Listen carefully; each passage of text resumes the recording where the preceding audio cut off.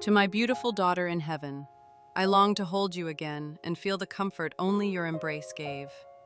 Heaven holds you now, yet my heart aches for you. You were my light, my pride, and I carry your love forever. Your presence continues to fill my life, even though you're no longer here.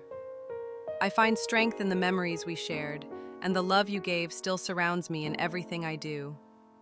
The pain of your absence is real, but it's softened by the love and lessons you left behind.